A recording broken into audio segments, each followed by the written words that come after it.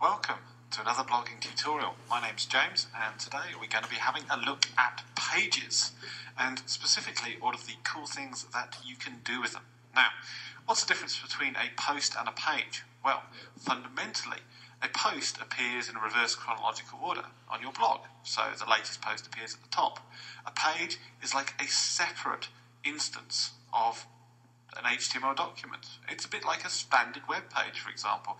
You don't get pages appearing on top of each other, it's not necessarily about the date, and they're often used for things like an about page, or in fact, maybe a contact page. And here, if you click on pages, you can simply edit the existing ones. For example, this about page, where you can got the opportunity to edit it there, or indeed quick editors in this context.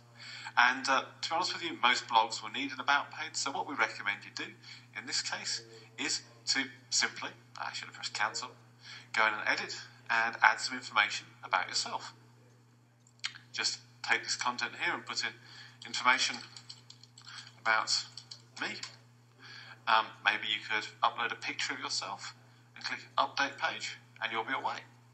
So it's a really good idea to have an about page, and there's no reason you shouldn't have other pages too. For example, you could have a contact page, and this would contain your contact information. Extremely useful. Remember, always a good idea to add your time zone as well, just in case if you're adding a particular piece of telephone number or so on. And what you've got then is a series of different pages that appear as such. But what I want to have a look at now is when you put in a page that, let's say, for example, about a particular project, and that this project is important and you want to have a separate page for it, so let's pop in some content there, but you don't actually want it to appear as a main page. It's not like an about page or a contact page. Well, what we want to do with that is we want to go over to our attributes area. And we actually want to say that we just don't want this to be a main page, we want it to be a sub-page. Now, let's make it a sub-page of about. And we want it to have an order of, say, 5. And so what that means is that the higher the order, the higher the number you put in, the lower down it will appear. And we'll publish it there. Now, what that's done is mean that that page is now existing, as you can see, as a sub-page to the about area.